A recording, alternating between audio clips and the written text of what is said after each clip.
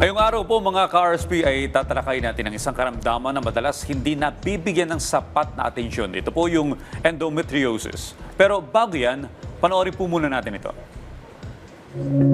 Sa mga kababaihan, may mga sakit na hindi nakikita pero matindi ang epekto sa buhay. Isa na nga rito ang endometriosis, isang kondisyon kung saan ang tissue na karaniwang matatagpuan sa loob ng matres ay tumutubo sa labas nito. Ito ay ang sakit na madalas hindi nakikita ng iba, ngunit sa bawat araw, matindi ang pinagdadaanan ng mga mayroong endometriosis. Pero sa kabila ng sakit na dala nito, matapang na lumalaban ang bawat babae. Kaya ngayong umaga, alamin natin kung ano nga ba ang sintomas at sanhi ng chronic disease na endometriosis dito sa Sanidoc. At para ipaliwanag sa atin kung ano nga bang mahalagang kaalaman patungkol sa endometriosis ay makakapanayan po natin ang OBGYN na si Dr. Cristina Maria Lorenzo del Castillo. Magandang umaga po, Doc, and welcome sa Rise and Shine Pilipinas. This is Prof. Feed together with Audrey. Good morning. Morning, Doktora. Hi, good morning. Good morning. Dok, ano po ba itong endometriosis at paano po ito nakakaapekto sa kalusugan ng isang babae? So, ang endometriosis is actually a condition kung saan yung tissue or yung lining ng endometrium mo, no, yung lining na nagre-regla, yun ay natatagpuan sa ibang lugar. So, minsan nasa ovaryo siya, nasa fallopian tube, nasa iba pang bahagi ng katawan. Okay, Doc, paano po malalaman kung isang babae ay meron nito? Ano po ba ang mga sintomas na mararamdaman niya or makikita rito? So, dahil yung lining na yun nasa ibang lugar, every time na nagme-mens yung babae, every month, meron rin mens dun sa area na yun na hindi dapat nakaka-mens. So, masakit siya. Usually, there's severe dysmenorrhea, masakit ang puson, masakit ang likod.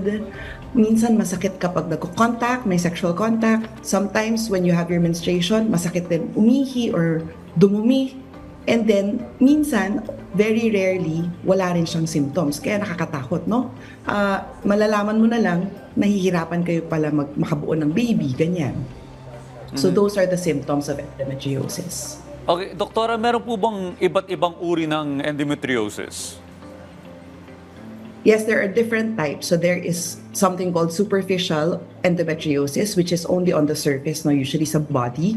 The most common type is endometrioma, which are endometriotic lesions on the ovary.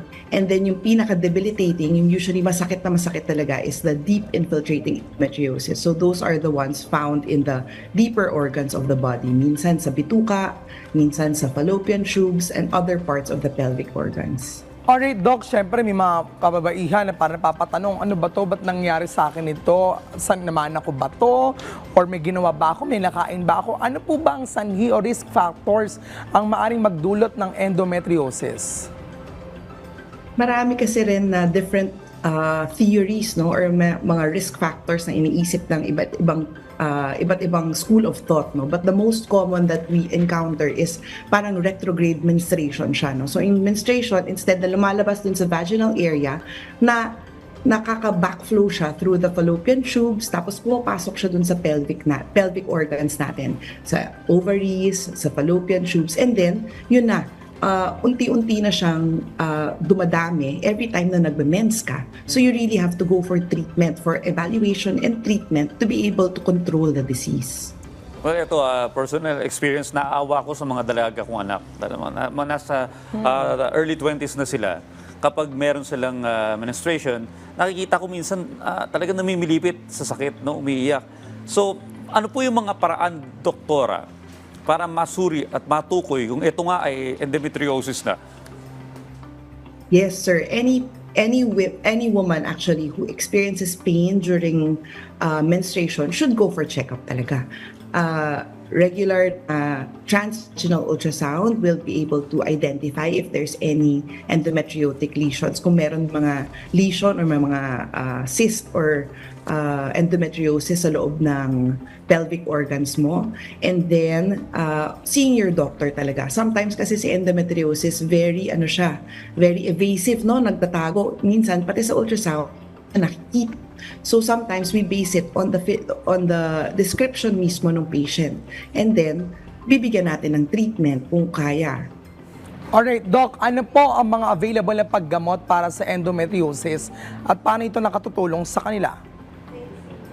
So, number one is always the pain management. No? So, you have to give adequate pain coverage so that hindi sakit na sakit yung patients habang nagme-mens, no?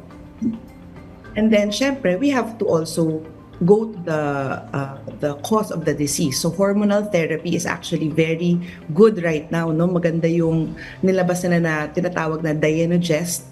It's a type of pill, pero it decreases talaga yung sizes of the endometriomas and the endometriotic lesions. And then, another option is always surgery. No? Kapag masyado malaki yung mga implants, kapag hindi na po gumagana yung medication, pwede din pong to go inside and to take out the lesions. Pero, mas maganda, medical muna bago mag-surgery.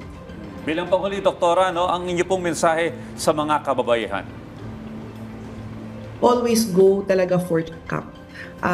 Have a regular transvaginal ultrasound, listen to your body para alam mo what is the best way to treat.